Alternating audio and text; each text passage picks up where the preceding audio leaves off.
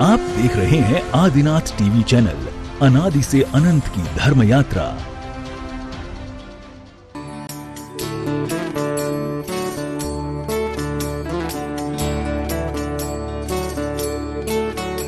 इस कार्यक्रम के पुण्यार्जक हैं श्री कंवरलाल जी महावीर प्रसाद जी, पाटनी, मदनगंज, किशनगढ़, राजस्थान।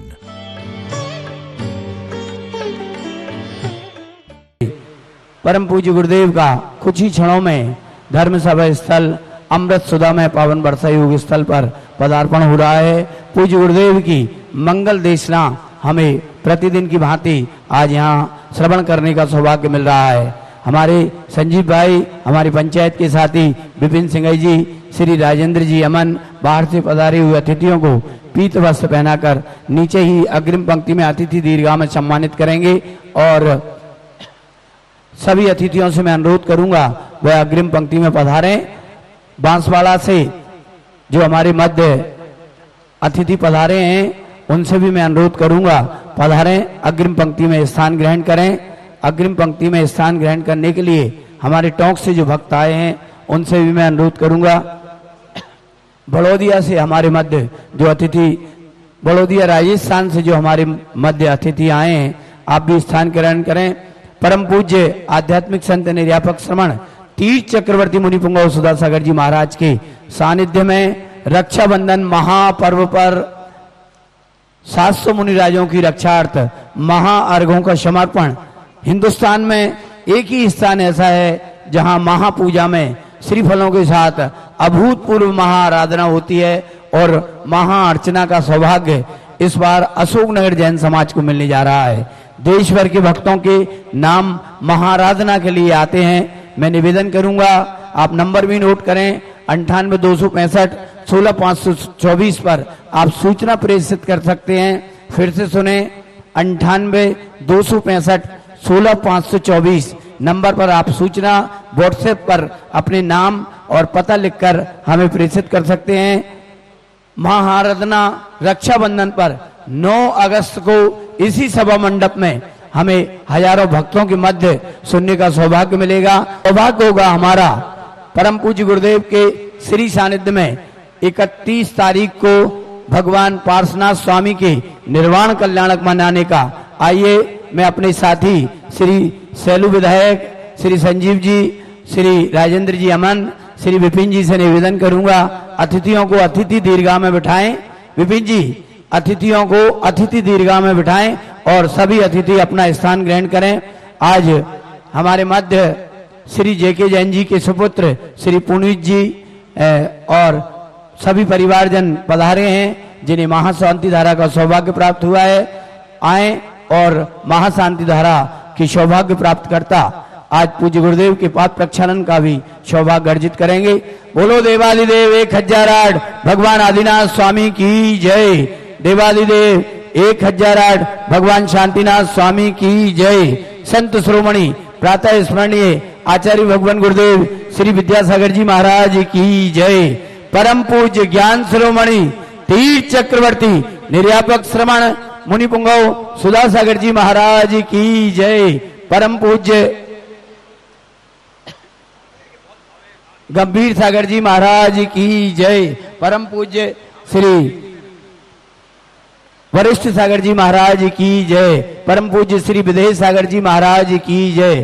परम पूज्य गुरुदेव मंच पर विराज रहे हैं आज जिन्हें महाशांति धारा करने का सौभाग्य प्राप्त हुआ। हमारे जेके जैन जी जयपुर से, उनके सुपुत्र ने आज महाशांति धारा का सौभाग्य अर्जित किया और मैं उनसे अनुरोध करूंगा राहुल भाई जेके जी की बेटी को लाओ और जो अन्य भी जिन्हें महाशांति धारा का सौभाग्य प्राप्त हुआ पहले अग्रिम पंक्ति में होने लाएं और पूज्यवर के श्री सानिध्य का लाभ लें। बहुत शीघ्रता से आ जाएं परम पूज्य गुरुदेव के श्री सानिध्य में। जल्दी आ ऊपर मंच पे। पुनीत ऊपर आओ, इधर से आ जाओ, इधर से आए। पूज्य गुरुदेव के पाद प्रक्षालन का सौभाग्य अर्जित करें। शेष लोग पीछे, सानू सबको पीछे हटाते जाओ। आइए रक्षाबंधन महापर्व पर परम पूज्य गुरुदेव के सानिध्य में 700 मुनिराजों की महाआराधना रूप 700 श्रीफल समर्पित होंगे। जो सीधे प्रसारण मेरी ध्वनि सुने श्रवण कर रहे हैं वह भी सौभाग्य अर्जित कर सकते हैं। 9 अगस्त को रक्षाबंधन महापर्व पर यहाँ 700 मुनिराजों की अकंपनाचार्य आदि 700 मुनिराजों की महाआराधना परम पूज्य गुरुदेव मुनिपुंगव सुधासागर जी महाराज के श्रीमुख से होगी।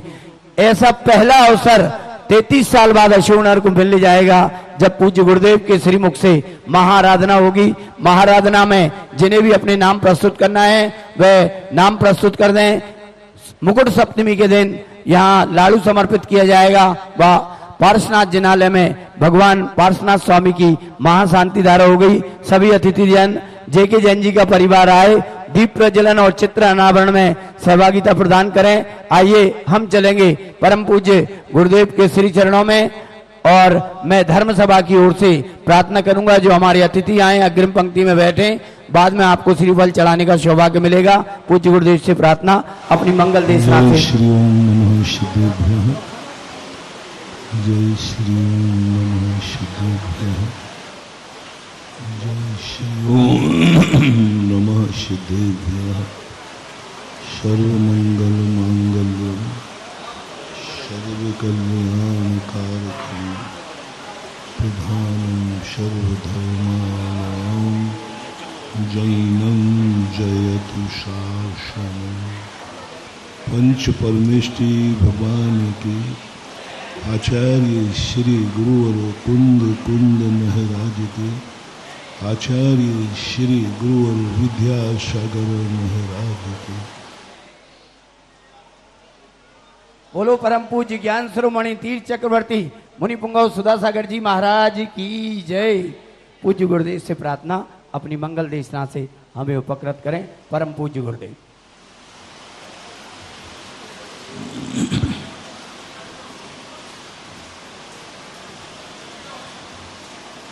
कल प्रसंग चला था कि जब भी कोई भी व्यक्ति अपनी जिंदगी में कुछ पाना चाहता है तो उसके लिए यह विचार करना पड़ेगा, क्योंकि कल बात आई थी संसार में सुख कभी अपने अंदर से प्रकट नहीं होगा। संसार के जितने सुख हैं सब नैमित्तिक हैं। संसार में कोई भी दुख अंदर से नहीं आएगा, वो भी नैमित्तिक है। दुखी आत्मा होगी लेकिन दुख आत्मा में आत्मा का नहीं होगा। दुखी आत्मा होगी लेकिन दुख आत्मा का नहीं होगा। सुखी आत्मा की होगी लेकिन सुख आत्मा का नहीं होगा। इसलिए पूज्यवर कुंद कुंद भगवान ने जितने सांसारिक भाव हैं इनको पौद्गलिक कहते हैं। ये आत्मा के स्वभाव नहीं, आत्मा में प्रकट होते हैं लेकिन आत्मा के नहीं। कई कार्य ऐसे होते हैं लेकिन वो स्वयं करता है लेकिन वो स्वयं का कार्य नहीं होता। एक मजदूर मजदूरी करता है, स्वयं करता है लेकिन मजदूरी का कार्य स्वयं का नहीं होता। एक मिस्त्री मकान बनाता है, स्वयं मेहनत करता है, स्वयं थकता है लेकिन वह कार्य उसका स्वयं का नहीं होता, उस कार्य का मालिक कोई दूसरा होता है। ऐसा ही सब चीज़ों में लगा लेना चाहिए। कोई भी कार्य स्वयं के लिए कोई कर नहीं सकता और अपने आप उत्पन्न हो नहीं सकता। ये एक माँ के गर्भ में बेटा पलता है, माँ दुख उठाती है माँ उसका पालन करती है, लेकिन उस बेटे को गोत्र जो मिलता है माँ का नहीं मिलता, पिता का गोत्र मिलता है। एक नारी अपना पीहर छोड़ के ससुराल आई है, उसे भी अपना गोत्र बदलना पड़ता है, क्योंकि जिस व्यक्ति का सुख, जिस व्यक्ति की जिंदगी पराधीन होती है उसको उसी रूप में ढलना पड़ता है, उसका कार्य करना पड़ता है।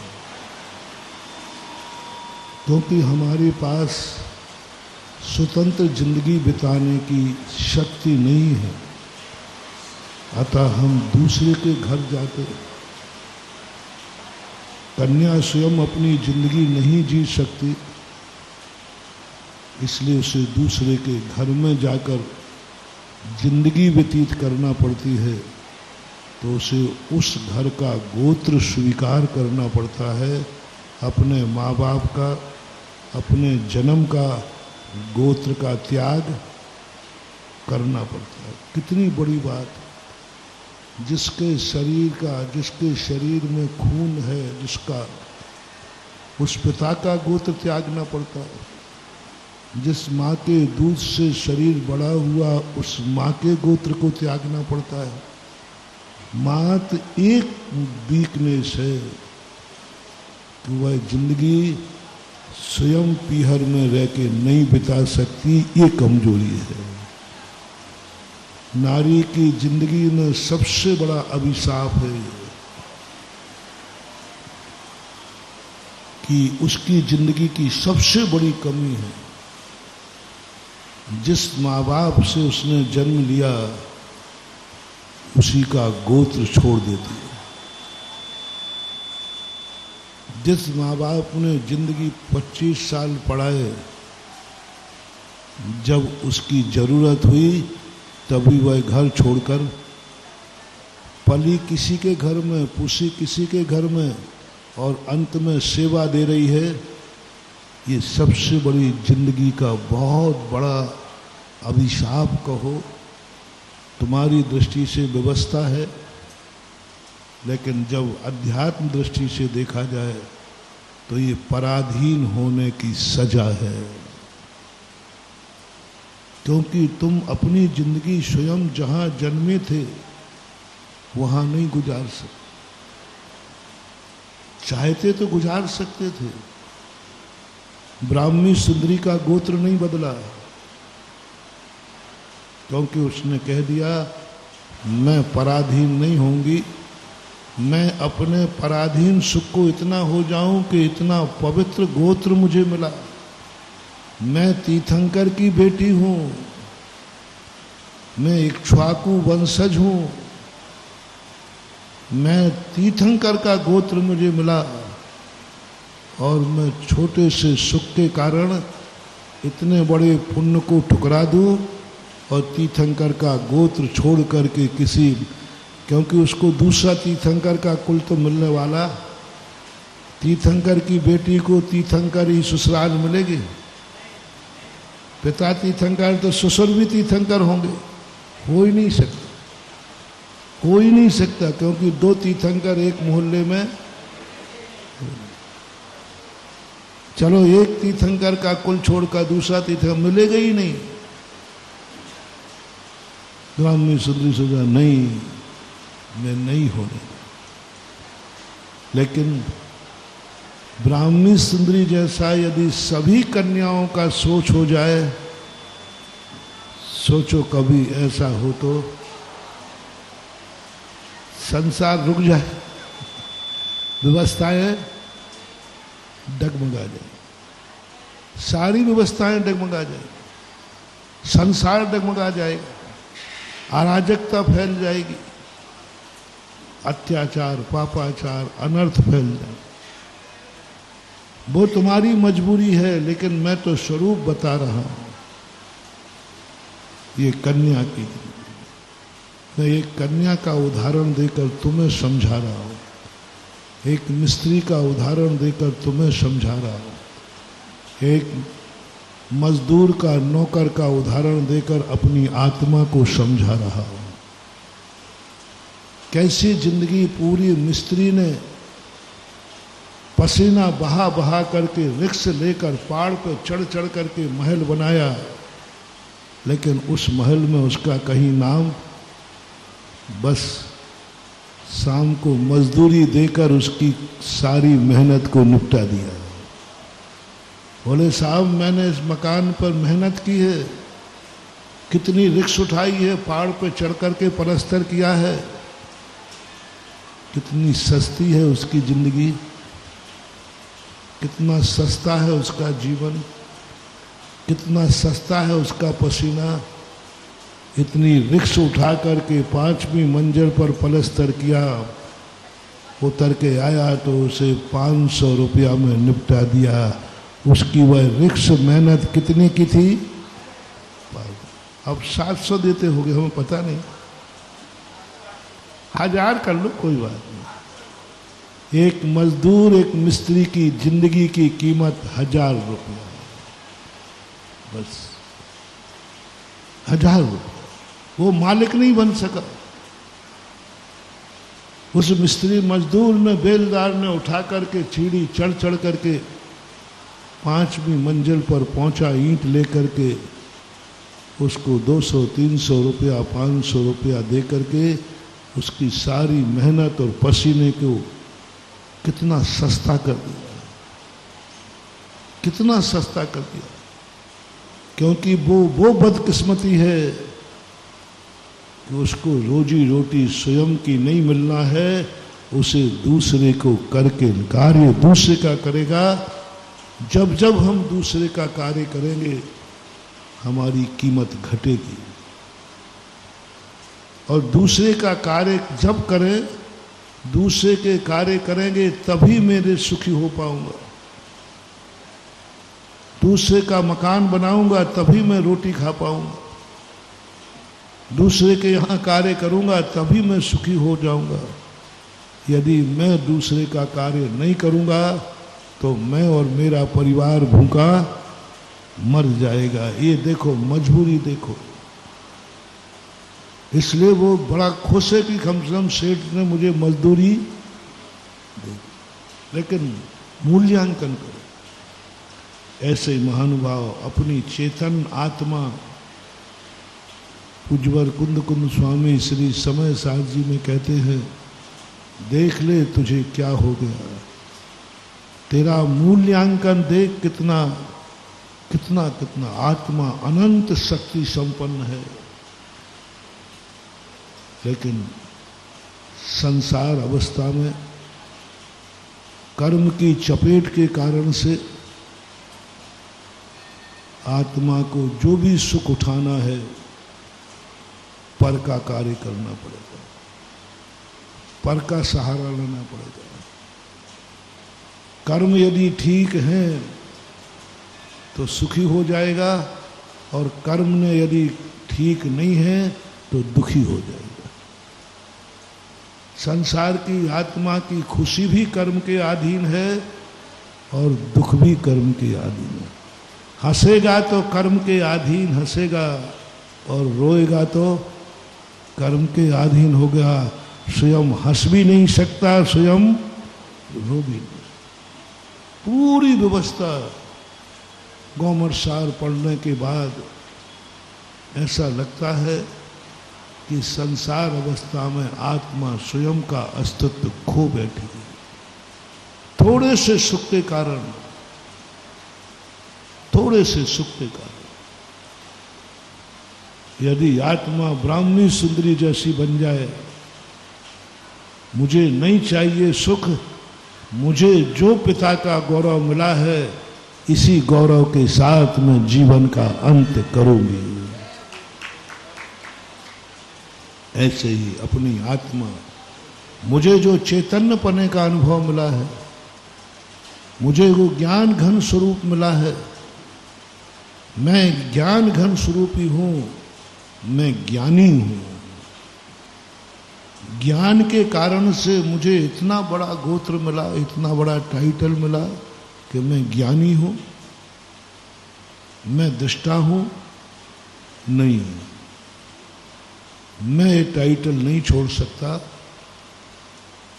मैं अमूर्त हूं, मैं मूर्त नहीं बनूंगा। मैं पर का सहारा नहीं लूंगा। मेरे आत्मा का जो सुख है बस वही सुख मेरा सुख होगा। हमारा जो है वो हमारा ही कहलाएगा। हमने एक दिन कहा था ना, 1 करोड़ का पैकेज है किसी अच्छे इंजीनियर का, लेकिन वो नौकर ही है। कार्य किसका कर रहा है? और एक सब्जी वाला हाथ ठेला लगा रहा है, वो उसका मालिक है। मालिक है, उसको डर नहीं है।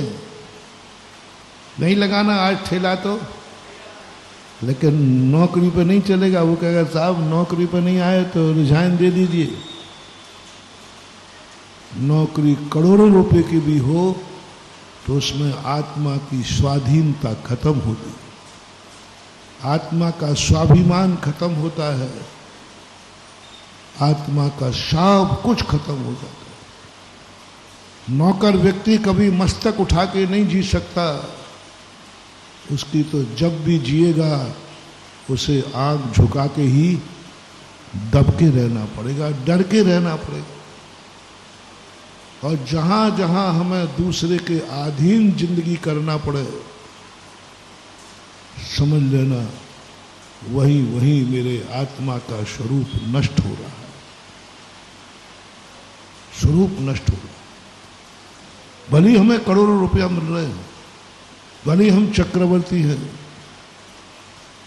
लेकिन वो सुख चक्रवर्ती के कारण है। इसलिए इतना वैभव पाने के बाद भी उनका नहीं चाहिए।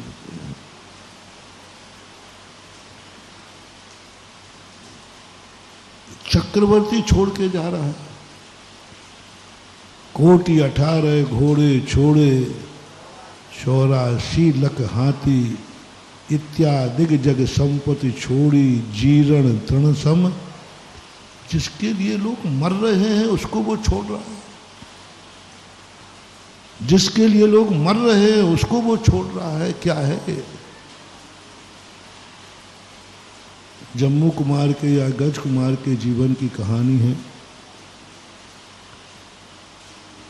कि उसको वैराग हो गया।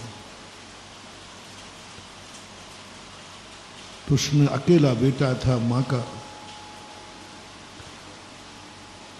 तो माँ ने बहुत नाजों से पाला था, बहुत उम्मीदों से पाला था और अपने सुख के लिए पाला था। 90% माता पिता संतान के सुख के लिए संतान को जन्म नहीं देते हैं, अपने सुख के लिए जन्म देते हैं। शेयर करना, आप जैनी हैं, आप अमीर आदमी हैं, आप दोनों के मन में जब संतान की इच्छा जागी, क्यों जागी? क्यों जागी? चलो वहाँ थोड़ा सा और पहले से शुरू करते हैं। आपको शादी करने का भाव जागा,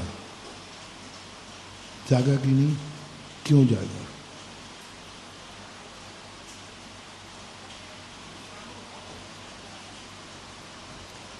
अपने सुख के लिए या एक कन्या के सुख के लिए? झूठ बोले कौआ काटे, झूठ मत बोलना। ऐसा किसको भाव आया है कि मैं पुरुष हूं, ये कन्या को सुरक्षा करूंगा? क्योंकि कन्या बचपन में पिता के अधीन होती है। यदि इस कन्या का माँ बाप मर गए तो इसकी रक्षा कौन करेगा? इसको कौन खिलाएगा पिलाएगा? इसकी जिंदगी का क्या होगा? इसलिए मेरा मन है कि मेरे यहाँ बहुत खाने पीने को है, मेरा घर बहुत अच्छा है, इसलिए एक कन्या को हम सुरक्षा करना चाहते हैं, एक कन्या को हम शरण देना चाहते हैं, इसलिए शादी कर रहा हूं। ये भाव तुम्हें कब आया? यदि ये भाव तुम्हें आ जाए तो आज बहुत बड़ी गॉड गिफ्ट दे रहा हूं। तुम्हें कितनी शादी करना है उतनी शादियों का मैं आशीर्वाद दे दूंगा। शर्त एक है कि तुम एक कन्या की जिंदगी को सुरक्षित करने के लिए, उसकी जिंदगी को आबाद करने के लिए, उसकी जिंदगी को दुख से निकालने के लिए शादी कर रहे हैं। महाराज जी हम झूठ बोल के कह दें तो, हाँ महाराज आप तो 10 मास शादी करा दो और चलो हम इसी से, ऐसे नहीं है। इंटरव्यू लूंगा, इंटरव्यू लूंगा, ले लो। झूठ तो तुम बोल सकते हो, पक्का है। यदि शाम को कह दिया, शाम तक एक आधा, महाराज जी ठीक है आपने जो कहा मैं पालूंगा, अंदर अंटी बांध के करोगे, महाराज जी क्या कर लेंगे, करवा तो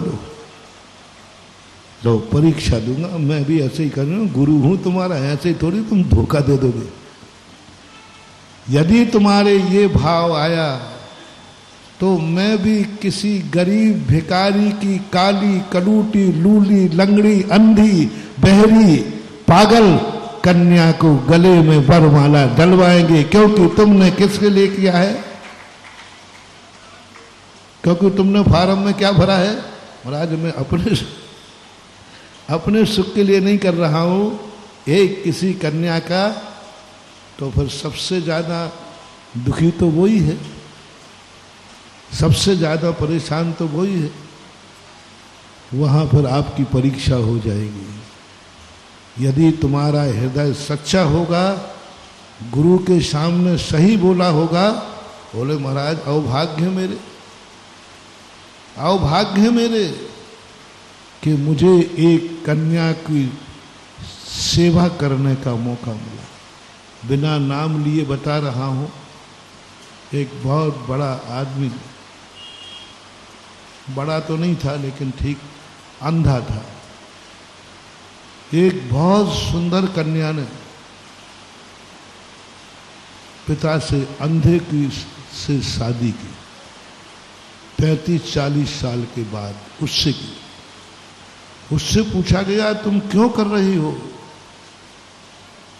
उसने एक ही बात कहा, मेरी जिंदगी में अंधे व्यक्ति को कोई पूछने वाला नहीं, वो अंधा रहेगा, मेरी आंखों से उसकी जिंदगी चलाऊंगी। अंधे से कर ली शादी, मेरी जिंदगी अंधा आंखें हैं, इसका जिंदगी में कौन है, कौन इसकी जिंदगी चलाएगा? एक अंधी कन्या से भी शादी की है, बहुत बड़े व्यक्ति ने। कौन चलाएगा इसकी जिंदगी? कोई इसकी जिंदगी नरक बन जाएगी। माँ बाप बूढ़े हो गए, मर जाएंगे, भाइयों के हाल तो सबको मालूम ही रहते हैं। माँ इसलिए कि इसकी जिंदगी को मुझे सुख देना है, मेरे पास सब कुछ है, इसलिए उसने अंधे से शादी कर दी। कोई नहीं करता, एक आध की बात अलग है, कोई सुख के लिए नहीं करता है, ये भी कम नहीं है। ये भी इसलिए तुम्हारे घर में नहीं आई है कि चलो एक बेचारा है, घर में कोई माँ मर जाएगी तो इसको कौन रोटी बना के देगा। चलो एक घर को मैं आबाद करने के लिए जा रही हूँ, ये भी अपने सुख के लिए शादी करती है। चोर चोर, पुरुष अपने लिए कर रहा है और कन्या, दोनों का उद्देश्य एक ही है, अपना सुख। मुझे अपनी जिंदगी सुखी बनाना, वो कहता हमें जिंदगी सुखी बनाना। बस इसी तनातनी में रोज को झगड़े होते हैं, अंत में दोनों दुश्मन की तरह से मरते हैं। यदि दोनों ये सोच ले, मैं जो परसों मैंने कहा था, मुझे सुख नहीं चाहिए, मुझे सुख देना है, दोनों यदि सोच लो तो ये संबंध सारे के सारे स्वर्ग के बन जाएंगे। चलो कोई बात नहीं। संतान की उत्पत्ति के समय तुमने क्या ये सोचा कि मैं जैन हूं, जैन हूं, पक्का जैन हूं,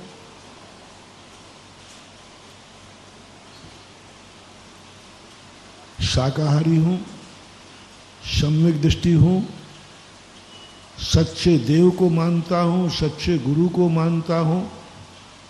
मेरा मन है कि जितने ज्यादा मेरे गोद में आएंगे उतने ही ज्यादा जैनी बनेंगे। बेटे को जन्म देने का भाव नहीं कर रहा हूं।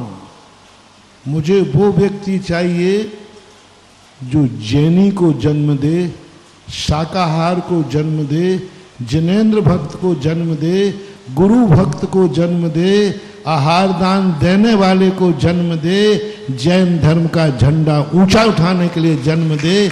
ऐसा भाव किसको आता है? किसको आता है?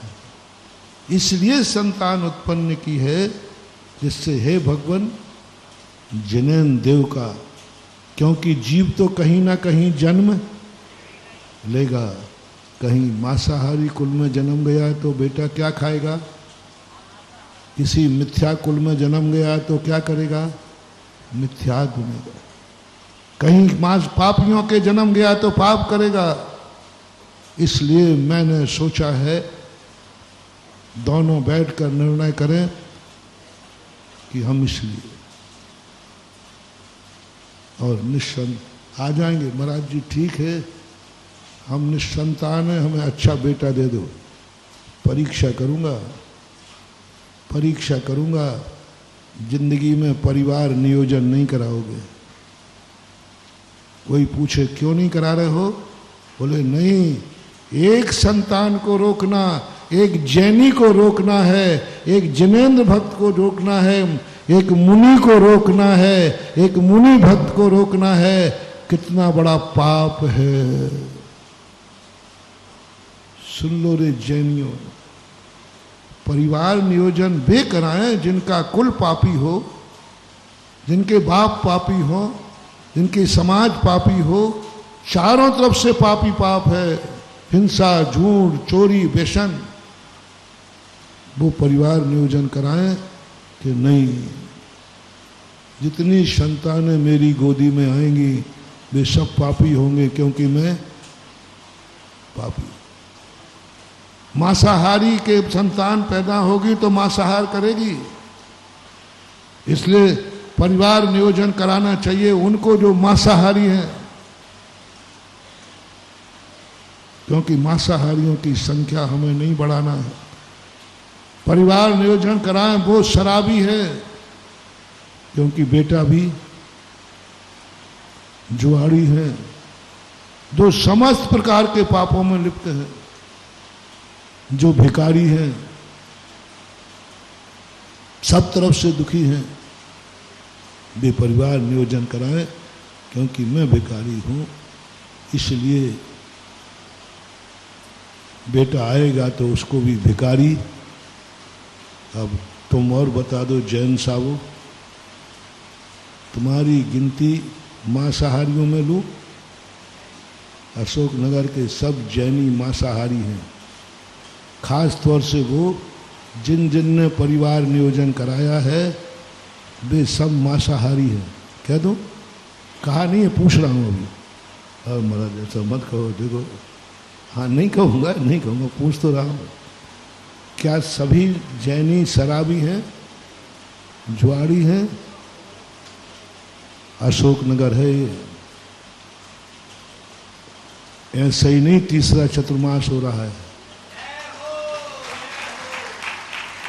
ऐसे ही नहीं सबको छोड़कर चतुर्मास कर रहा हूं। साधु पापियों के बीच में चतुर्मास नहीं करता है। साधु के कदम जहां पापियों का बहुमत होता है वहां साधु के कदम नहीं बढ़ते हैं भगी भागन बस जोगे पशाए। मेरा चतुर्मास करना बता रहा है, जैन देव का मंदिर बता रहा है कि यहां धर्मात्मा लोग रहते हैं। दुकान को देखकर पता लग जाता है यहां कैसे लोग रहते हैं। एक बार एक स्थान पर अंडे का ठेला वहां लगा था जहां एक भी कोई दूसरा बंधु नहीं था मांसाहारी, सब अच्छे जैन ब्राह्मण क्षत्रिय अच्छे लोगों के। तो मैंने कहा भाई तुम्हें, मैंने पूछ भी लिया उसको, मैंने कहा भाई यहाँ ठेला क्यों तुम लगाते हो, यहाँ तो कोई भी मांसाहारी नहीं, सब ये अच्छे लोगों का मोहल्ला है। बोले महाराज जी आप नहीं पूछो तो अच्छा है। वो ठेला लगना बता रहा है कि इस मोहल्ले में घर में लगे हुए चित्र बताते हैं कि इस घर का चरित्र क्या है। घर में लगे हुए चित्र बताते हैं कि इस घर का चरित्र क्या है। हम चरित्र नहीं जानते, लेकिन घर में लगे हुए चित्र। मोबाइल में वो क्या लगाते हो,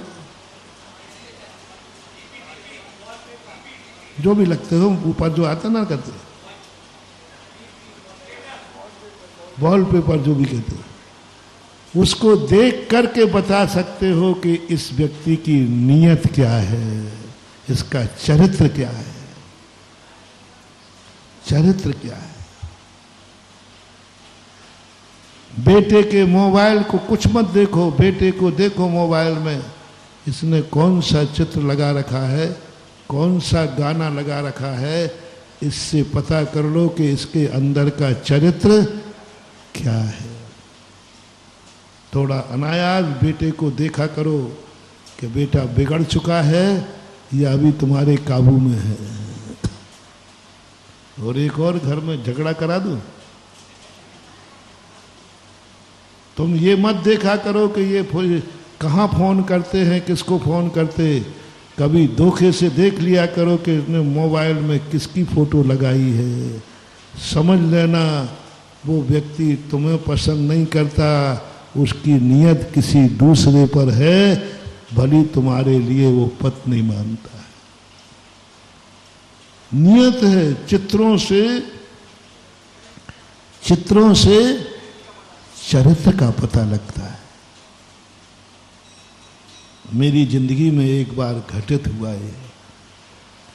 सन 1980 में महाराष्ट्र जा रहा था। महाराष्ट्र तो एक स्थान पर पड़घान हुआ, मैं क्षुल्लक था, 2-3 महीने दीक्षा हुए थे। तो वो पड़घान कर लिया सब, वो थाली दिखाई तो सब दिखा दे महाराज जी ये मीट है। अब मीट कहते ही मेरा माथा सनका। मैंने कि मैं कहाँ पड़गान हो गया, अब मैं अंजलि नहीं छोड़ू। तो हमारे यहाँ कहा कि आज तो सब तरफ देखा मैंने, पूरे कमरे में मकान में भगवान और मुनिराजों के चित्र लगे थे, एक भी चित्र गलत नहीं था। अब वो कह रहा है कि महाराज जी मैं जनेऊ पहने हैं, मैंने शांति सागर महाराज को आहार दिए हैं, मेरे शूद्र के जल का त्याग है, मैं भगवान के अभिषेक के बिना भोजन। वो इतना 5 मिनट उसने रो पड़ा। वो महाराज जी आपका क्या नियम है बता दो, पूज्य शांति सागर से भी ज्यादा बड़ा नियम हो तो वो बता दो। वो 7 प्रतिमाधारी। अब मैं क्या करूं, मौन हूं। मैंने कहा तू सब कुछ है लेकिन दिखा क्या रहा है। अब मन ने कहा देखो कोई भी चीज इसके अंदर गलत नहीं है, प्रतिमाधारी है। अब वो था, हटा दिया। अब देखने में लग रहा था नमक और सुनने में लग रहा था मीठ। अब मुझे मराठी आती नहीं थी। अब मन ने कहा देखो वो रो पड़ा। मैं उठने लगा, वो पैरों में गिर पड़ा। महाराज जी आचार्य जी के संग के साधु पहले बार आए, गलती बता दो फिर चले जाओ। अब गलती क्या खाक बता, मौन है, बोल सकता है। मैं फिर 2-3 बार उंगली दे, ये महाराज ये तो मीठ है, अब वो क्या जा। 3 बार हुआ, अंत में हार लिया। वहाँ तो हमने कुछ नहीं कहा। आचार्य जी कहा महाराज जी तुम्हें ऐसी घटना घटी। तो बोले इसमें क्या हो गया, मीट दिख रहा नहीं, हमकी दिख तो नमक रहा था। बोले मराठी में नमक को ही मीट कहते हैं। उस घर के चित्रों ने उस घर का चरित्र बता दिया और मैं आहार ले लिया और मैं प्रायश्चित से बच गया। इसलिए बाहर की पोजीशन यदि तुम दूसरों के सुख के लिए करोगे कभी भ्रष्ट नहीं होगे, कभी तुम्हारी नीयत नहीं बिगड़ेगी, तुम कभी परिवार नियोजन नहीं कराओगे। सब स्वार्थी हैं, कोई जैन पैदा नहीं कर रहा है, कोई शाकाहारी, सब पाखंड कर रहे हैं। जैनियों की संख्या कम हो रही है। क्या हो, कौन कर रहा है, कौन कर रहा है? शाकाहारी कम हो रहे हैं, कौन शाकाहारी कम कर रहा है?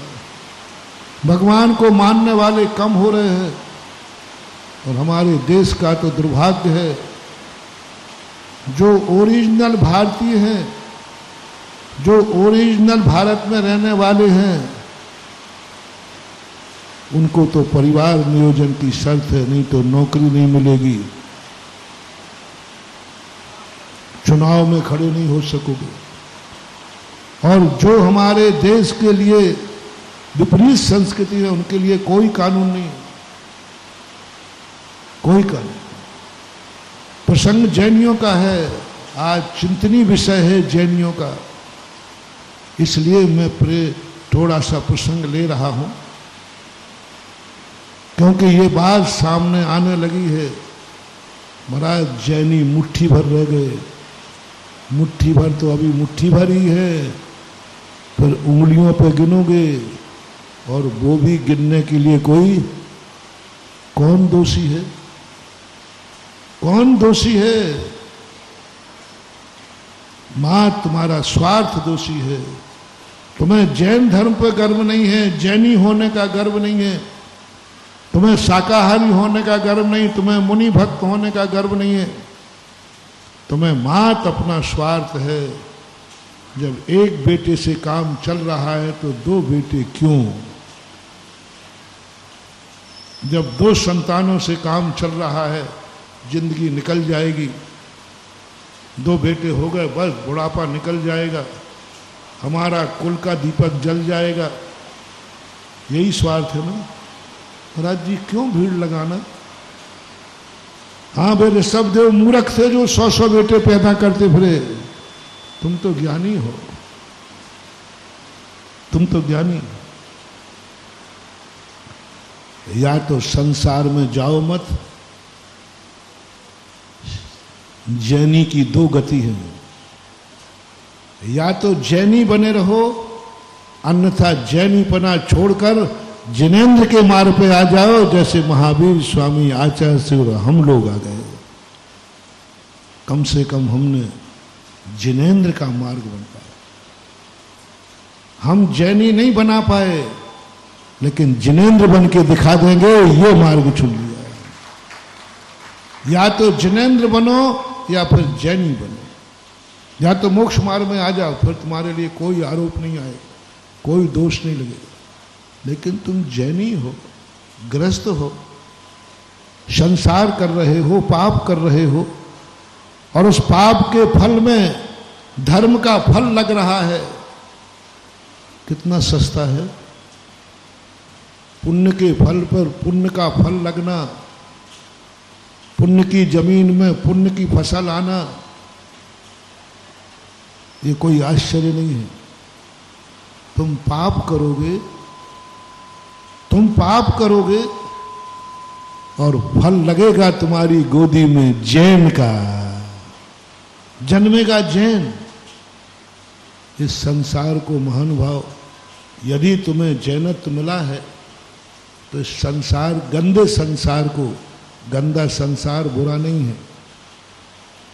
आजकल बहुत वैज्ञानिक कर रहा है, कोई भी चीज को, वेस्टेज चीज है उसको यूजफुल बनाना, कुछ भी वेस्टेज नहीं। पानी को भी रिसाइकल करके शुद्ध कर दिया, नाली खत्म कर दी, उन्होंने कहा हम पानी को शुद्ध किए देते। कचरा फेंकते थे, वो कचरे को भी कोई कुछ ना कुछ बनाने लगे, कचरे को भी कुछ बनाने लगे, कुछ ना कुछ उससे भी बनने लगा। ये कला हमारे महावीर स्वामी ने दी थी। या तो तुम गंदगी से ऊपर उठ जाओ, बहुत पवित्र हो जाओ, बहुत पवित्र हो जाओ।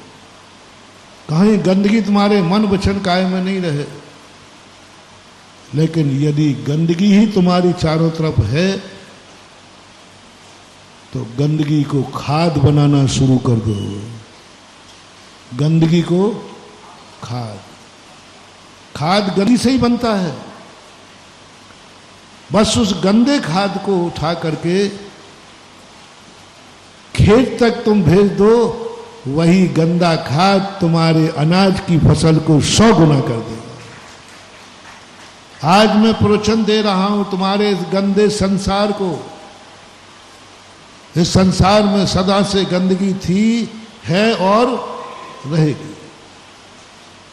और तुम गंदगी से ऊपर उठ नहीं सकते, तुम्हारा इतना साहस नहीं है। तो आज मैं तुमसे कह रहा हूं, कोई बात नहीं महाराज, मेरे बस की बात नहीं है। मैं इतना अपनी जिंदगी को पवित्र कर लूं। जिनवाणी माँ कहती है, इनसे नाराज मत होना, ये गंदगी नहीं छोड़ पा रहे, हिंसा, झूठ, चोरी, कुशील, पाप नहीं छोड़ पा रहे हैं। नाराज मत होना, इनको ऐसी कला सिखाओ कि यही गंदगी इनकी खाद बन जाए। अब खाद फेंकने लायक नहीं है। ग्रस्त, जैन दर्शन का ग्रस्त सब कुछ करेगा लेकिन खाद बना देगा, संसार बनाएगा, संसार बसाएगा, अब्रह्म करेगा। लेकिन उस अब्रह्म की खेत की फसल में एक जैनी का वृक्ष लगाएगा, एक शाकाहारी का वृक्ष लगाएगा, एक जैनेन्द्र बनाएगा। क्या तुम्हारे मन में कभी ये भाव आया कि मैं बेटे को जन्म नहीं दे रहा हूं, मैं एक जैनी को जन्म दे रहा हूं? तुमने यदि परिवार नियोजन कराया है तो तुम बराबर पापी कोई नहीं। एक मांसाहारी, एक शराबी जुआड़ी ने कराया, एक मिथ्या दृष्टि ने परिवार नियोजन कराया और एक सम्यक दृष्टि जैन ने कराया। सबसे बड़ा पापी जैनी है, सबसे बड़ा पापी जैनी। उसने किसको रोका है? मोटिवेशन। एक मांसाहारी ने परिवार नियोजन करा लिया तो उसने किसको रोक दिया? मांसाहारी को, शराबी को, मिथ्या दृष्टि को। और एक जैनी ने करा लिया, किसको रोक दिया? जैनी को। एक जैनेन्द्र भक्त को, एक गुरु भक्त को, और तो और कन्या को रोका तो एक आरिका को रोका। कन्या के वो हत्या की तो एक आरिका की हत्या की है, और बच्चे की है तो एक मुनि की हत्या की है। अब मुनि और आरिका की हत्या करने वाले की गति क्या होगी, फैसला आपके हाथ। वो कन्या आरिका बन सकती थी कि नहीं? बोलो ना, क्योंकि वो जैन कुल में आई थी। एक ब्रह्मचारिणी बन सकती थी, आपने एक ब्रह्मचारिणी की हत्या की, आरिका की हत्या की, क्योंकि तुमने जैन कन्या की हत्या की है। जिस गोद फलने वाले फल में जितनी योग्यताएं हैं, उस योग्यता के अनुसार सजा मिलती है कानून में। एक व्यक्ति ने एक चींटी को मार दिया, सजा कितनी है? और एक व्यक्ति ने एक मनुष्य को मार दिया, दोनों जीव है कि नहीं? लेकिन मनुष्य की हत्या पर सजा क्यों, चींटी की हत्या पर क्यों नहीं? जीव तो दोनों हैं, इसकी योग्यता।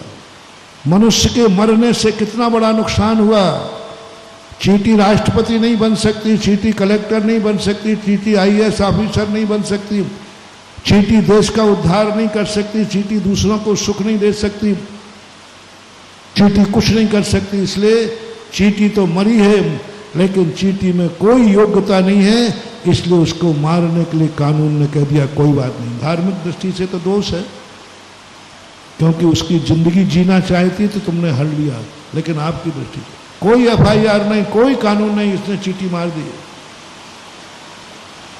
लेकिन एक मनुष्य को मारा तो क्यों? ये मनुष्य मारा है तुमने, राष्ट्रपति बन सकता था कि नहीं? बोलो, कलेक्टर बन सकता था कि नहीं? एक अच्छा व्यक्ति बन सकता था कि नहीं? एक अच्छे घर का मुखिया बन सकता था कि नहीं? एक बेटों को पालन करने वाला बन सकता था कि नहीं? तुमने एक मनुष्य की हत्या करके इतनी सारी योग्यताओं की हत्या की है, इसलिए तुम्हारे लिए 302 धारा के अंतर्गत आजीवन कारावास। हत्या का कोई दोष नहीं है, हत्या कोई अपराध नहीं है, बस हत्या तुमने किसकी की है, बहस उस पर है। हत्या किसकी की है? किसकी हत्या की? मनुष्यों में अंतर कर लो। एक व्यक्ति ने एक भिखारी को, मजदूर को मार दिया, और एक व्यक्ति ने राष्ट्रपति प्रधानमंत्री को मार दिया। दोनों के अपराध में अंतर आएगा कि नहीं? क्यों आएगा? एक साधारण व्यक्ति के मरने से कितने लोग दुखी हुए, और एक राष्ट्रपति के मरने से कितने लोग दुखी हुए। राष्ट्र शोक, तुमने सारे राष्ट्र को दुखी किया है उस आत्मा को मार करके, और उसने एक सामान्य व्यक्ति को मारा है, 2 लोग 4 लोग दुखी, उससे कितने लोगों को हानि हुई। ये बात उदाहरण दे रहा हूं। इसी प्रकार जैनियों को यदि ये गड़बड़ किया तो जैनी के सबसे ज्यादा पापी जैनी है, सबसे ज्यादा निकृष्ट दुर्गति होगी, क्योंकि तुमने संतान को नहीं रोका है, तुमने एक जैनी को रोका है, एक जिनेंद्र भक्त को। यदि तुम्हारे मन में जैन धर्म के प्रति करुणा जाग जाए तो तुम एक ही कहोगे, नहीं, हम दोनों स्वस्थ हैं, हमारी जिंदगी को कोई खतरा नहीं है, हमारे घर में कोई खाने को नहीं है, हम कभी संतान को नहीं रोकेंगे, क्योंकि जितनी संतानें आएंगी उतनी जैनियों की संख्या बढ़ेगी, और मैं जैन हूं, जैनी की संख्या बढ़ाऊंगा। यदि आप ये संकल्प कर ले तो 5 साल में जैनी 1 करोड़ के कितने हो जाएंगे? 5 साल में 1 करोड़ के कितने हो जाएंगे? वो तुम ही लोग लगा लो गुणा हुआ, दूने तो हो ही जाएंगे। कितने हो? और इस मंदिरों में पूजा करने वाले, आज सड़कें छोटी पड़ रही हैं, सड़कों पर भीड़ पड़ रही है। इसी अशोकनगर में हम 50 साल पहले घूमे, 25-30 साल पहले घूमे, इतनी सड़कों पर व्यस्तता नहीं थी। आज सड़कों पर बहुत व्यस्तता हो गई, लेकिन मंदिरों की संख्या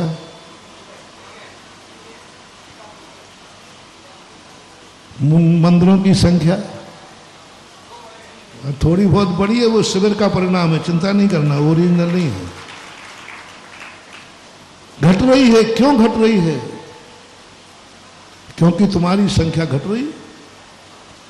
तुम ये बूढ़ा उठाओ कि हे भगवान, मैं अपनी जिंदगी में जिनेंद्र बन पाऊंगा या नहीं बन पाऊंगा, लेकिन मैं अपने जीते जी कम से कम 10 जैनी बना करके मरूंगा। अब 10 जैनी बनाओ, 10 जैनी बनाओ, कोई दूसरी जाति को मत बना देना, नहीं तो धर्म परिवर्तन का आरोप लगेगा। दूसरे को नहीं बना सकते, आप परिवर्तित नहीं कर सकते, क्योंकि आपको आरोप लग जाएगा कि तुम दूसरे का धर्म। बोलो, जैनी पिता को क्या अपने बेटे को जैनी बनाने का अपराध का दोष लगेगा? बोलो ना। ब्राह्मण अपने बच्चे को ब्राह्मण बनाए तो, क्षत्रिय अपने बच्चे को क्षत्रिय बनाए तो कोई कानून नहीं। 10 जैनी बना के मरो ना, जाओ। विदेश क्षेत्र जाने की व्यवस्था कर रहा हूं तुम्हारी। तुम ये कहो कि मैं 10 जैनी बना के मरूंगा और प्रोडक्शन कंपनी तुम्हारे पास है, या तो प्रोडक्शन कंपनी को आज बंद कराओ और श्रीफल चढ़ाओ, यहां आ जाओ। हमारी कंपनी बंद है, हम लोग संयमी हैं, ब्रह्मचारी लोग हैं। यदि तुम्हारी कंपनी है, यदि शादी की ही है, शादी की ही है, ग्रस्त बने ही हो, संसार कर ही रहे हो, तो क्यों ना इस गंदगी खात में 10 जैनी बना करके मरो, पंख से पंकज बन जाओगे। कीचड़ में रहोगे लेकिन खिलेंगे क्या? ये सोच यदि आपका बन जाए और एक व्यक्ति 10 जैनी बना करके मरे, तो बोलो 5 साल में, मानी 10 कुछ ज्यादा नहीं होते हैं, चलो 5 कर लो,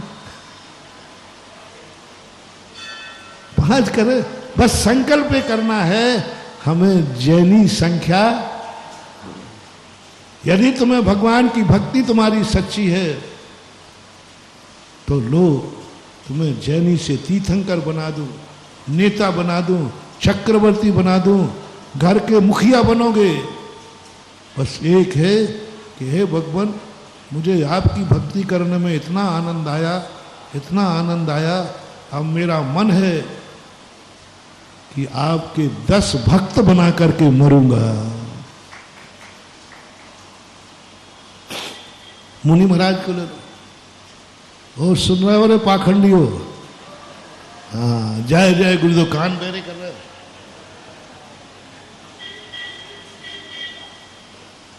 हाँ कान बेरे कर देते, जय जय गुरुदेव। अब ये कहीं कहीं बातें नहीं करना, अब तो करी करी हो जाए और खरी खरी हो जाए। यदि तुम्हें दिगंबर मुनि अच्छा लग रहा है, गुरु अच्छा लग रहा है, तो मरने के पहले करो संकल्प, मैं 10 गुरु भक्त बना करके मरूंगा। क्योंकि बाप का अनुकरण बेटा करता है। कहोगे मैं दिगंबर मुनि मेरे गुरु है, तो बेटा कहेगा पापा मेरे भी है, ये है कर्तव्य। शाकाहारी बनाना है तो शाकाहारी क्यों? एक बार एक व्यक्ति ने कहा, हम बहुत हमेशा बोलते, आप लोग जब कोई कमाई करते हो ना तो एक बहुत गंदा शब्द बोलते हो, क्या कर रहे हो? महाराज जी कुछ नहीं, पापी पेट को पाल रहा हूं। मुझे बहुत गुस्सा आता है। और ऐसे व्यक्ति से जो पापी पेट को पाल रहा है ना, जिसका पेट पापी है, उसको मैं कमंडल भी नहीं छूने देता। छू लिया तो मैं धोऊंगा, उसे ध्यान रखना। पापी पेट तेरा कैसे हो गया? कैसे हो गया पापी पेट? मेरा पेट तो पापी नहीं है, मेरा पेट तो पापी नहीं, मैंने कभी नहीं कहा पापी है, क्योंकि इसमें सदा शुद्ध सोना का भक्त के हाथ का दिया हुआ भोजन जाता है। भक्त देता है, दान देता है, शुद्ध देता है, कहां से पापी हुआ? तुम जैनी हो, कहां से पापी हुआ? क्या मांसाहारी हो, शराबी हो? किस कारण से कहते हो पापी पेट है? नहीं, पाप करने वालों के पापी पेट होते हैं, धर्म करने वालों का पापी पेट नहीं होता। शाकाहारी हो तुम, बढ़ाओ शाकाहार, बढ़ाओ धर्मात्मा। शिवा खेड़े ने एक बहुत अच्छी बात लिखी है। एक शिक्षक हुआ है, कोटेशन देता है, बहुत अच्छा एक कोटेशन दिया था। उसने कहा, देश या मकान, घर या जाति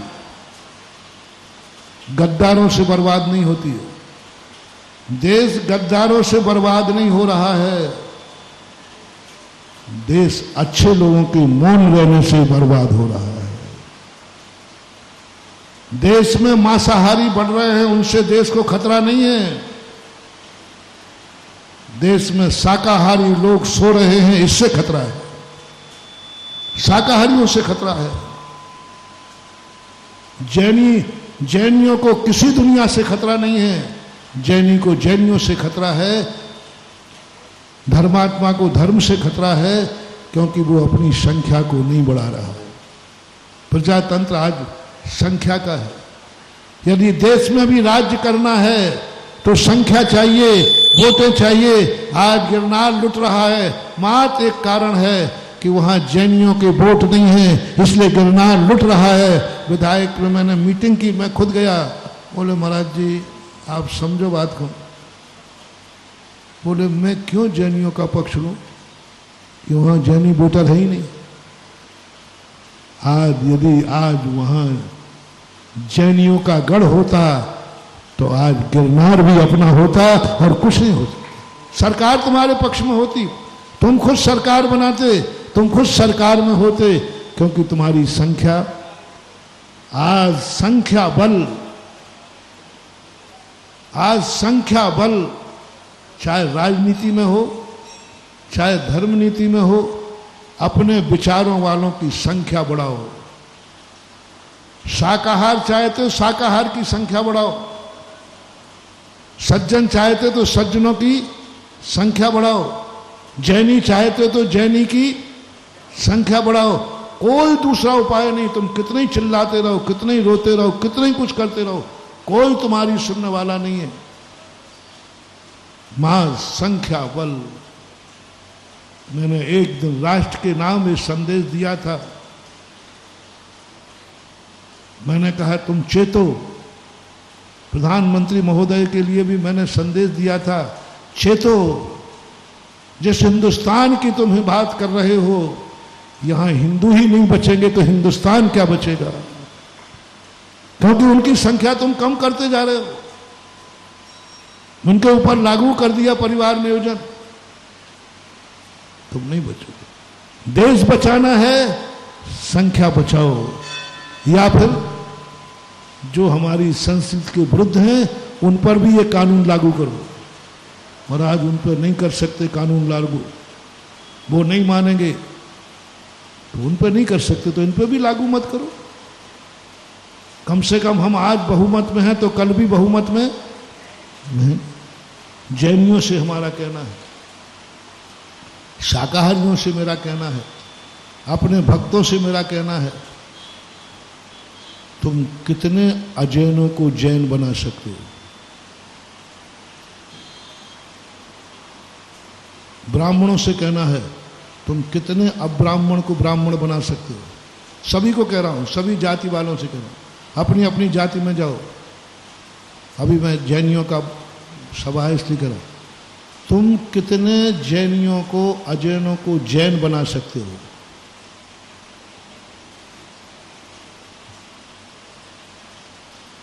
एक भी नहीं। झगड़ा हो जाएंगे। जैसे मैंने कहा, कानून आपके ऊपर लागू हो जाएगा। आप किसी भी जैन से विपरीत को जैन नहीं बना सकते। कानून है, कानून है। आपके ऊपर कानून की धारा लगेगी कि आपने दूसरे के अजैन को जैन बनाया।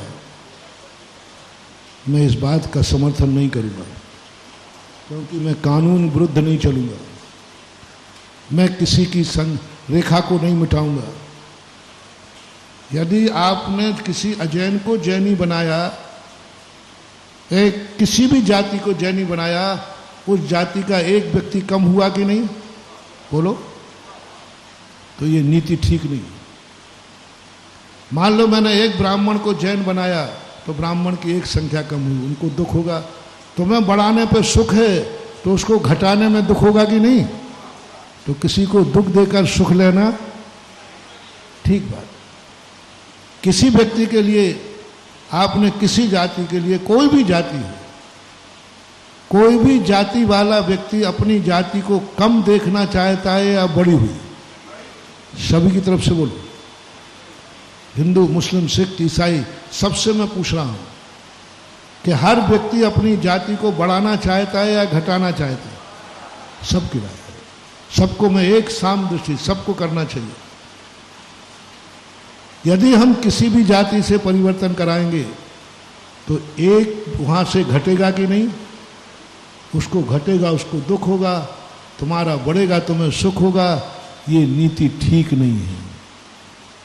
अब दूसरी नीति बता रहा हूं, किसी की रेखा को मत कम कराओ, अजैनों को जैन मत बनाओ, दूसरे की रेखा मत मिटाओ, अपनी रेखा को बड़ी करो। अजैनों को जैन बनाने का बात नहीं कहूंगा, लेकिन जैनियों की संख्या बढ़ाने के लिए तो मैं कह सकता हूं, सामने वाले को भी कोई दुख नहीं दिया और तुम्हारा काम भी हो गया। जैनियों की संख्या बढ़ाओ, हर जाति वाला अपनी संख्या बढ़ाए, भारत देश अपनी संख्या बढ़ाए। हमें विदेशियों को जैन नहीं बनाना है, विदेशियों को भारतीय नहीं बनाना है, लेकिन भारतीयों की संख्या, ये तो अधिकार है, इसमें कोई कानून नहीं है। हर चीज में यही करो कि हम जैनी की संख्या बढ़ाएंगे, हम जैनेन्द्र भक्त की संख्या बढ़ाएंगे, हम शाकाहारियों की संख्या बढ़ाएंगे, क्योंकि हम जैनी हैं। इस भाव से यदि तुम संसार चलाते हो तो तुम्हारी सारी गंदगी वायरस नहीं बनेगी, सारी गंदगी खाद बन जाएगी, जो इस धर्म की फसल को लहराएगी, जो तुम्हारे विचारों को उठाएगा। लेकिन आज व्यक्ति मात्र अपने संबंध में सोच रहा है, धर्म की किसी को नहीं पड़ी है, किसी को नहीं पड़ी। और ऋषभ देव ने ये व्यवस्थाएं चाहते, ऋषभ देव तो एक संतान को ब्राह्म दे सकते थे। वे कोई व्यसनी नहीं थे, वो कोई लंपटी नहीं थे, वो कभी वासनालु नहीं थे, इंद्रिय विजेता थे। उन्होंने 100 संतानों को जन्म दिया। चाहते तो वो भी परिवार नियोजन करा सकते थे, परिवार नियोजन कराने की जरूरत ही नहीं है, संयम लेने की क्षमता थी। लेकिन जगत को दिखाने के लिए कहा कि यदि तुम उच्च हो, तुम्हारे विचार उच्च हैं, तुम्हारे विचार उच्च कुल के हैं, तो थोड़ा आने दो संतानों को। जितनी संतानें तुम्हारी गोद में आएंगी वे सब उच्च कुलीन बनेगी और उच्च कुल का प्रचार होगा। इसलिए बहु विवाह और बहु संतानों की उत्पत्ति का बहुत बड़ा लॉजिक था, बहुत बड़ा लॉजिक था। इस लॉजिक के लिए आज के स्वार्थी युग में सब भूल गए। कोई जैनी पैदा नहीं कर रहा है, परिणाम ही नहीं है। मंदिर के संबंध में धर्म के संबंध में कोई विकल्प ही नहीं, कोई विकल्प नहीं। यूज एंड थ्रो, अपनी जिंदगी निकालो और जीवन खत्म करो। क्या लेना देना हमें आगे पीछे से? हम जिंदगी जी रहे हैं, हमारा काम हो रहा है। आपको सबसे बड़ी भूल हो गई, जैनी बनिया नहीं है। हम जैनियों को बनिया कहते हैं। तो लोग कहते महाराज जी आप बहुत बुरा लगता है, बनिया मत कहा करो, क्योंकि मैं तुम बनिया हो ही नहीं, क्यों बुरा क्यों लगता है? इसका अर्थ है कि तुम ओरिजिनल जैनी नहीं हो। जिसको बनिया कहने पे बुरा लगे वो जैनी है ही नहीं। उसका डीएनए चेक कराओ, कहीं ना कहीं से वो गड़बड़ निकलेगा। महाभारत में एक आता है कि कर्ण को जब कोई सूत पुत्र कहता था, कर्ण को जब सारथी पुत्र कहता था उसको बड़ा बुरा लगता था। बाद में वो सोचता था अब मैं बुरा क्यों मानता हूं, मैं तो सूत पुत्र हूं ही, क्योंकि मुझे तो सारथी ने पाला। बहुत अच्छा कथानक है। एक मृत्युंजय नाम का वो नॉवेल निकला है भारतीय ज्ञानपीठ से, कोहली का लिखा हुआ है मृत्युंजय, बहुत 500-600 पृष्ठ का है। उसमें यही मृत्युंजय यानी कर्ण की कहानी है पूरी। कर्ण को जब कोई कहे सूत पुत्र तो उसको आग लग जाती थी, लड़ने के तैयार हो जाता था। तुरंत कहता था भैया उसने क्या गलत बोल दिया, मैं तो सूत पुत्र हूं। क्योंकि जब जाकर के युद्ध के अंत में जब माता कुंती ने, जब कर्ण ने ये प्रतिज्ञा की आज सूर्य अस्त के समय या तो अर्जुन रहेगा या मैं रहूंगा, या तो अर्जुन रहेगा या मैं रहूंगा, आज अंत होके रहेगा।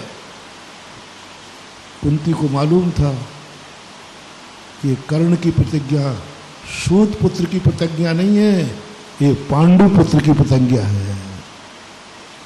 और आज कोई भी मरेगा मरेगा तो एक बेटा ही ना, और ये बड़ा है, अर्जुन छोटा है, आज अर्जुन मारा जाएगा।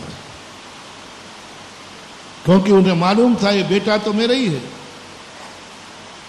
तब जाकर के, वो पूरी कहानी नहीं बता रहा हूं, कुंती ने जाकर के जब कर्ण के सामने प्रस्ताव रखा कि बेटा, तो कर्ण कहता मुझे बेटा कहने वाला तो आज तक कोई दुनिया में था ही नहीं, सूत पुत्र था, सारथी की पत्नी में।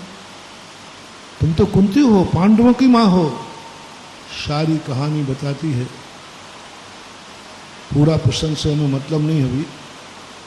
कर्ण कहता है, ओहो, आज पता चला मुझे कोई सूत पुत्र कहता था तो बुरा क्यों लगता था, क्योंकि मैं सूत पुत्र हूं ही नहीं, मैं तो पांडु पुत्र हूं। इसलिए आपको मैं कह रहा हूं, सुन रहे हो रे बनियो, सुन रहे हो रे बनियो, अब जिन जिन को बुरा लग रहा हो वे सब बल्दियत से जैनी नहीं। बल्दियत से जैनी नहीं, मैं छांट रहा हूं। मैंने कहा बनियो लोगो, तुम्हें जिनको बुरा लगता है, ए बनिया इधर आ, ए बनिया बक्काल, तुम्हें बुरा लग रहा हो तो तुम जैनी नहीं हो, क्योंकि मैं आज तुम्हें सत्य खोल रहा हूं। जितने जैनी हैं ये सब क्षत्रिय थे, क्षत्रिय वंशज हो, वैश्य नहीं है जैनी। जैनी वैश्य नहीं है, जैनी सारे के सारे जितने जैनी हैं सब क्षत्रिय हैं। उन्हें सारी जितनी जैनियों की जातियां हैं, सारी जातियों का मैंने इतिहास पढ़ा, एक भी जैन जाति नहीं निकली जिनके पूर्वज वैश्य रहे हो। सब राजाओं की संतानें हैं। और राजा कौन होता था भैया? क्षत्रिय होता। वो नहीं है कि तुम्हारी आज की जाति क्या, यदुवंशी भी है तो भी वो क्षत्रिय है, क्षत्रिय ही होता है जैनी। और ये जैन धर्म क्षत्रियों का है, इसका भी रहस्य, मुनि दीक्षा क्षत्रिय को ही मिलती है और किसी को नहीं। हमारी जब दीक्षा होती है, हमें क्षत्रिय कुल का संस्कार किया जाता है। हम चाहे वैश्य से आवे, चाहे ब्राह्मण से आवे, लेकिन दीक्षा जब दी जाएगी तो हमारी सारी जाति बदल करके क्षत्रिय, जैसे कन्या का गोत्र बदलता है, ऐसे ही मुनि का भी गोत्र बदल जाता है। जितने मुनि होते हैं वे सब कौन है? गोत्र बदल गया। जैसे कन्या ने गोत्र बदल दिया ना शादी होती, ऐसे ही मुनि महाराज होते ही गोत्र बदलेगा ही बदलेगा। इसलिए कहा जाता है क्षत्रियों का धर्म है। सारे मुनि क्षत्रिय होते हैं, गोत्र बदल गए। और आप भी जैनी यदि हैं तो आप क्षत्रिय हैं। क्षत्रिय को ये मीटर सरकाना नहीं लिखा है, चलाया सिखाया था ऋषभदेव ने। क्षत्रिय को ये तराजू तोलना नहीं सिखाया था। क्षत्रिय को ये लीटर और मीटर सरकाना नहीं सिखाया था। हाँ, सारे बढ़िया लोगों, क्षत्रिय हो क्षत्रिय, और क्षत्रिय को तो तलवार चलाना सिखाया था। सारे जगत की रक्षा करो और सारे रगत की तुम अपनी रक्षा करो, जगत की रक्षा करो। सारे जैनियों का इतिहास आप उठा ले, क्षत्रिय हो क्षत्रिय। और क्षत्रिय का अर्थ है असी और मसी। क्षत्रिय के लिए दो कर्म दिए थे, असी और मसी। वैश्य के लिए दो कर्म दिए थे, कृषि और वाणिज्य। शूद्र के लिए दो कर्म दिए थे, शिल्प और विद्या। प्रथम उपदेश कौन था? पहला उपदेश ऋषभदेव ने असी का दिया। असी यानी तलवार, धनुष, बाण, बंदूक। कौन दे रहा उपदेश? तीर्थंकर दे रहा है, अहिंसा के पुजारी। अहिंसा के पुजारी जो चींटी मारने के लिए कैसा विचित्र है जैन दर्शन। मुझे ऋषभ देव को देख करके एक और वो पिछी दे रहे हैं और एक हाथ से तलवार दे रहे हैं। दोनों विपरीत हैं कि नहीं भैया बताओ? पिछी कितनी कोमल है, कितनी कोमल है कि चींटी के ऊपर भी रख दी जाए तो चींटी को भी कष्ट। एक बाल पिछी क्यों रखते हैं हम लोग? सारे कोई भी किसी के बाल हो, आप आंख में थोड़ा सा रगड़ करना, आंख कट जाएगी, ब्लेड आ जाएगा। लेकिन मयूर के पंख को आंख में कितना भी घिसना कभी आंख को नुकसान पहुंचने वाला नहीं, इसलिए मयूर पिछी रखी जाती है। बहुत सारे इसके 5 गुण हैं, वो अभी नहीं ले रहा हूं। एक और ऋषभ देव ने पिछी दी। एक व्यक्ति आया तो बोले तुम पिछी पकड़ो, क्या बनना है तुम्हें? मुझे मुनि बनना है, मुझे मोक्ष जाना है। तो उन्होंने कहा ठीक है, तुम पिछी पकड़ो। दूसरा आया, बोले साहब मैं मुनि नहीं बन पाऊंगा, मैं कठोर साधना नहीं कर पाऊंगा। तो उन्होंने कहा लो तुम तलवार पकड़ो। एक ही व्यक्ति दे रहा है 2 चीजें, भिन्न भिन्न लोग नहीं। एक ही ऋषभ देव पिछी का उपदेश दे रहे और वही ऋषभ देव तलवार का उपदेश दे रहे। तलवार और पिछी में कितना अंतर है, जमीन आसमान का। और यदि सारे लोग पिछी ले रहे, सारे सैनिकों को क्यों ना एक एक पिछी दी जाए।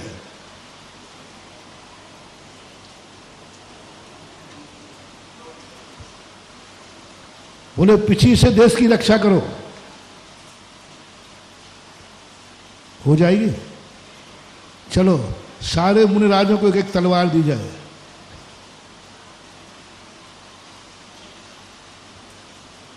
मुनिराज की शोभा पिछी से है और गृहस्थ की शोभा तलवार से है।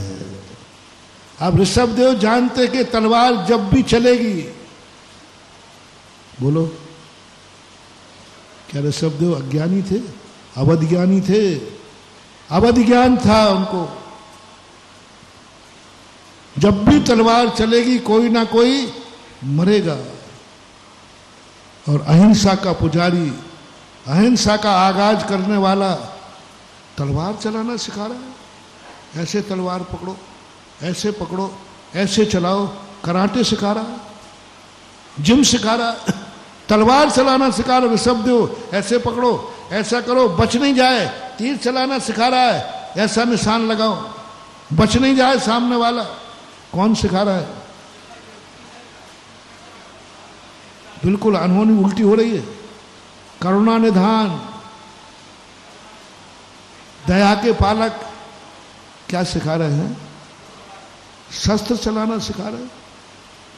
पहले मेरी खोपड़ी में समझ में नहीं आता था, मैंने कि ये बात मां कुछ समझ में नहीं आया। एक और तो कह रहे हैं कि पानी छान के पियो, घास के टुकड़े पर भी पैर मत रखो, हम लोगों से कह रहे। और इससे कह रहे हैं कि तलवार चलाना सीखो, बच नहीं जाए। क्या था? जिस दिन पिछी हट जाएगी दुनिया से और इस दिन ये संसार मिट जाएगा और श्रावक से तलवार हट जाएगी, ये संसार भ्रष्ट हो जाएगा। ये ध्यान रखना। जैनी श्रावक के हाथ से तलवार, जिस जैनी को तलवार चलाना नहीं आता, जिस शाकाहारी को तलवार चलाना नहीं आता, शस्त्र चलाना नहीं आता, वो जाति मिट जाएगी, वो जाति भ्रष्ट हो जाएगी, वो घर भ्रष्ट हो जाएगा, वो देश खत्म हो जाएगा। जिस देश के नागरिकों को तलवार चलाना नहीं आता, क्या आज वो देश बचा लोगे? देश नहीं बच सकता। कितने ही पीछे आ जाएं, पूरे भारत के 125 करोड़ जितने लोग हैं, ये सब एक एक पीछे ले ले तो भी तुम बचा नहीं पाओगे। सेना जब आएगी सीमा पर पीछे काम करेगी कि तलवार? बताओ भैया, मुझे पता नहीं, बोलो। पीछे काम नहीं करेगी, वहां तलवार करो। ये ऋषभ देव का उपदेश था। आज ये सारे जैनी बनिया बन गए। ज्ञान सागर महाराज ने लिखा, जब से जैनी बनिया बने हैं तब से जैन धर्म का नाश हो रहा है और जैन धर्म का विनाश हो रहा है। जो देखो वो जैनी को, अरे बनिया आया निपटाओ। बनिया से कोई नहीं डरता, कोई नहीं डरता, पड़ोसी नहीं डरता, कोई नहीं डरता, बनिया से कोई नहीं डरता। और जैनी वो था, जिस गांव में जैनी रहता है उस गांव में कहा है, जाओ इस गांव में कोई ताले मत लगाना, क्योंकि इस गांव में जैनी रहता है, कोई ताले लगाने की जरूरत नहीं। जिस गांव में जैनी रहता है उस गांव में ताले नहीं लगना चाहिए। जिस गांव में जैनी रहता है उस गांव में महिला रात के 12 बजे निकले, अकेली निकले, पूरे शहर में घूमे, उसको कोई खतरा नहीं होना चाहिए, क्योंकि इस नगर में कौन रहता है। मैं जैनी की पहचान बता रहा हूं।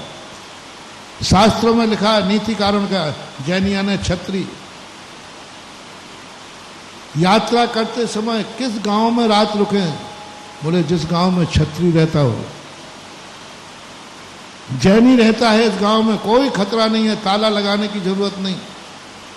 नारियों को कोई भय नहीं है, क्योंकि इस गांव में एक, बोलो, जैनी रहता है। यहां कोई किसी का शोषण नहीं करेगा, कोई गुंडागिर्दी नहीं होगी, कोई मर्डर नहीं होगी, क्योंकि इस गांव में, बोलते जाओ, एक जैनी रहता है। मैं जैनी इसलिए बोल रहा हूं कि तुम्हारा जैनी शब्द परिचित है। छत्री बोलूंगा तो आप अपने आप को बचा लोगे। अच्छा छत्री वो है ना, ठाकुर साहब है, ठाकुर। हाँ, ये सब गुणवाचक थे, इसलिए मैं जैनी शब्द बोला। एक जैनी रहता है, उस घर में कोई गुंडा नहीं रहता, कोई जुआरी नहीं रहता, कोई शराबी नहीं रहता। उस नगर में शराब बिक ही नहीं सकती, कोई शराब पी नहीं सकता, क्योंकि इस नगर में कौन रहता है। एक जैनी की बात कर रहा हूं। एक जैनी है, यहां शराबी नहीं हो सकता। एक जैनी है, कोई जुआरी नहीं हो सकता। एक जैनी है, यहां बलात्कार नहीं हो सकता। एक जैनी है, किसी के यहां डांका नहीं डल सकता। एक जैनी है, किसी का मर्डर नहीं हो सकता, क्योंकि यहां पर जैनी रहता है। ये सिखाया था ऋषभदेव ने जैनी ग्रस्त के लिए। उसका नाम उन्होंने क्या दिया था, क्षत्रिय। क्योंकि जैन शब्द धर्म से बना है और क्षत्रिय शब्द कर्म से बना है। जैन शब्द धर्म से बना है और क्षत्रिय शब्द कर्म से बना है। कर्म से उन्होंने क्षत्रिय नाम दिया। बोलो, आज सुन रहे हो रे बनिया, बड़ा बार बार कहूंगा। जिसको तलवार चलाना आता हो आ जाओ, आज उसे जैनी की क्लास में एडमिशन दे रहा हूं, और नहीं आता है तो बनिया बक्काल।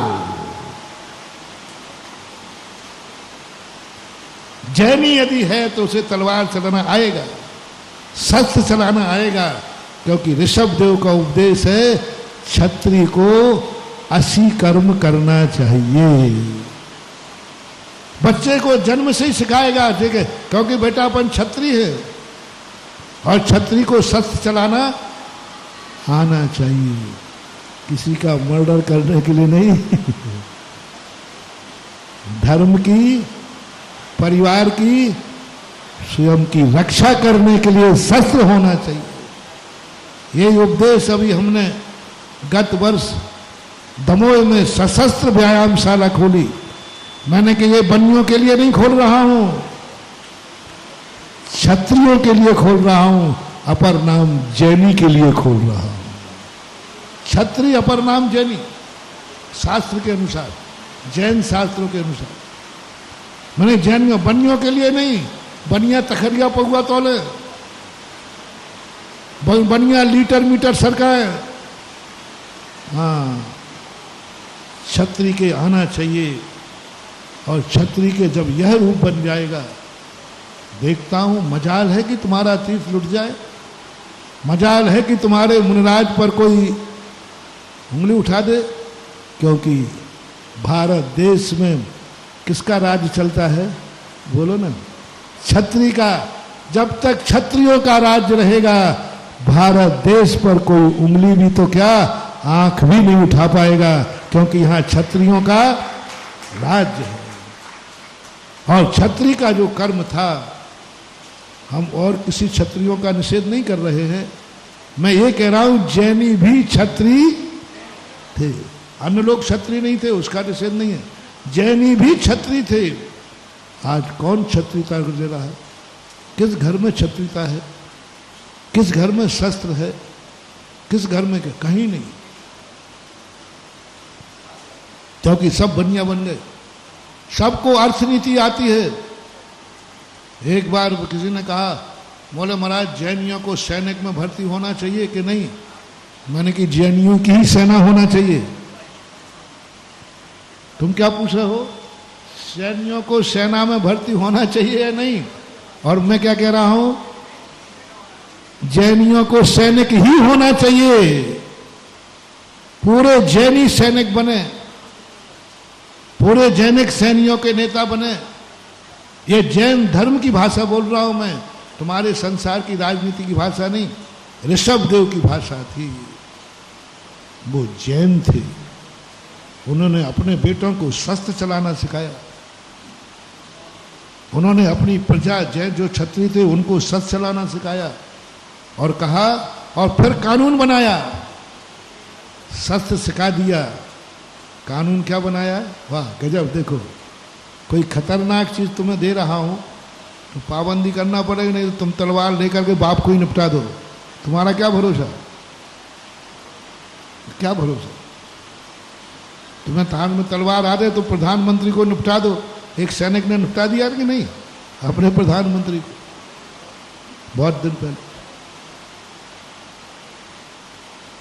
कानून बनाया कि ये शस्त्र निहत्थे पर नहीं चलाओगे।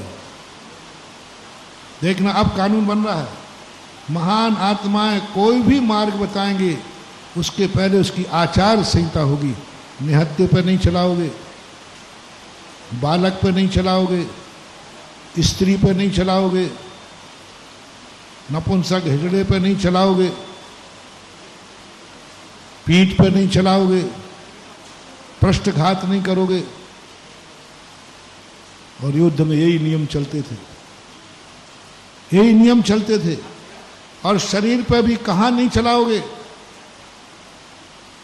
कहां नहीं चलाओगे। ऊपरी हिस्से पर शस्त्र चलाने का प्रावधान है, सीने से नीचे शस्त्र चलाने का प्रावधान नहीं है। महाभारत, जब भीम ने अर्जुन को जंघा पर गधा का प्रहार किया, तब बलदाऊ खड़े हो गए, ये नीति विरुद्ध है, नीति विरुद्ध है, नीति विरुद्ध है। और बलदेव ने शस्त्र उठा लिया था भीम को निपटाने के लिए, क्योंकि बलदेव दुर्योधन बलदेव का शिष्य था, बलराम का। उसने कहा तुमने गलत तरीके से जीता है, तुमने गलत स्थान पर शस्त्र, जंघा पर शस्त्र मारा नहीं, नाभि और सीने से नीचे शस्त्र का प्रहार नहीं होने। कानून बना। अब इतने कानून जो पालन करे, फिर शस्त्र बुरा है कि अच्छा है? बुरा अच्छा है। धर्म और धर्मात्मा की रक्षा करने के लिए शस्त्र का प्रावधान। और तुमने सब सच छोड़ दिए। ऋषभ देव का उपदेश छोड़ोगे, ना मानी श्यानों की भीख, ले खपड़िया। अब पिटो बेटा, पिटते रहो, मरो, पिटते रहो, लुटते रहो, रोते रहो, चिल्लाते रहो, बाबा जी बचाओ बचाओ। हाँ, हम पीछे बचाएंगे हमारे, हाँ बचाना, आजा बेटा। लगा दिया ना, हमारे पास चले आते, महाराज जी बचाओ बचाओ। क्या खाक बचाओ? नहीं, परमार्थ की रक्षा पीछे से हो सकती है, संसार की रक्षा शस्त्र से होगी। यदि संसार में जीना है तो शस्त्र उठाओ, शस्त्र। और परमार्थ में जीना है तो पीछे उठाओ, पीछे चलो, आओ, परमार्थ चलते हैं। कहां चलना? इस कार्यक्रम के पुण्यार्जक थे श्री कंवरलाल जी महावीर प्रसाद जी, पाटनी, मदनगंज, किशनगढ़, राजस्थान।